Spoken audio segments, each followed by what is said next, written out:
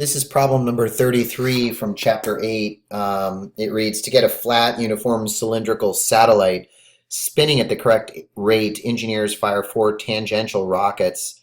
If the satellite has a mass of 3,600 kilograms and a radius of 4 meters, what is the required steady force of each rocket if the satellite is to reach 32 RPM in 5 minutes?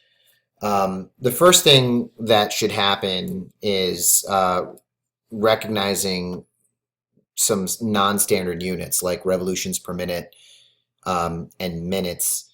But before that, before we even get started there, I've made a sketch here of what's going on. We can see that there are 4 rockets kind of oriented around tangentially the cylinder, and each one of those rockets creates a force F that is oriented tangent to the circle.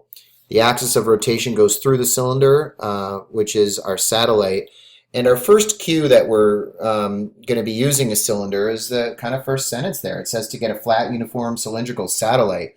So we're immediately going to the cylinder, which is 1/2 mr squared. So that's going to, come into play in this problem. And I also need to convert from non-standard units here. And so I've done that conversion kind of ahead of time before I started this problem on screencast. Up here, I use the traditional train tracks method using conversion factors of 1 revolution is equal to 2 pi radians and 1 minute is 60 seconds. And I get 3.35 radians per second. That conversion should be pretty automatic at this point. And then I also converted time to seconds. And what the author of the question has done is basically communicated to me the angular acceleration alpha. I can see that via the second kinematics equation as kind of translated for rotational mechanics.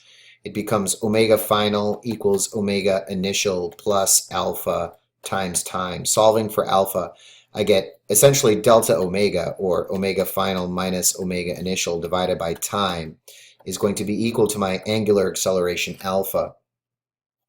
When I do that, I'm going to put my final, which is going to be 3.35 radians per second minus a 0 initial starting spin rate or angular velocity. And I'm going to divide that by the time allocation, which was 300 seconds. When I do that, I get an angular acceleration alpha of 0.011. And my units are radians per second squared. So that's the angular acceleration alpha.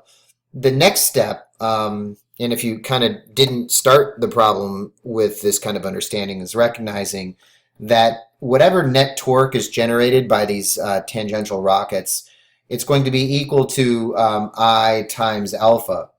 So I just found alpha, and I can figure out the moment of inertia by using this formula 1/2 mr squared. So let's go ahead and take that next step. I'll do the work down here in the left-hand corner. The moment of inertia for a thin disk or a solid cylinder is 1/2 m times r squared. And so now I'm ready to plug in some units where the mass was given to me as 3,600 kilograms. That's a pretty heavy satellite, times the radius of 4 meters, and I have to remember to square that. When I do that, I get 28,800, and the units for the moment of inertia are kilogram meters squared. So now I know both I and alpha, and I need to recognize that, generally speaking, torque is equal to force times distance times the sine of the angle theta. We can see that the angle between the lever arm and the line of application of the force is going to be equal to 90 degrees. So this is just going to become 1. And the net torque acting on the satellite, since there are 4 rockets, is going to be 4 times F times that lever arm distance d. I'm again ignoring sine theta because it's equal to 1.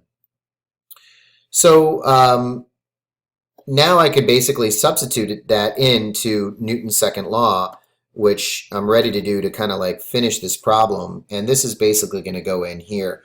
So this becomes 4 times F times the lever arm distance d, which is the radius, is equal to I alpha. Everything is known except for the required force here. I'm going to get I times alpha divided by 4 times d. And I'm basically ready to plug in all those variables where the distance is the radius 4 meters. And when I do that, I get an answer of 20 newtons. And so it ends up being like 20.11 newtons, or at least that's what I got. But each one of the rockets has to produce a thrust of 20 newtons.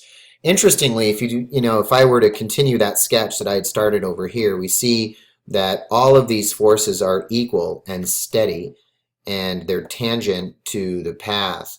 But they all do cancel out in translational motion. They don't move the satellite, up, down, left, or right. So that force vector cancels out with that force vector, and this one cancels out with this one. The net force is 0, but the net torque is not.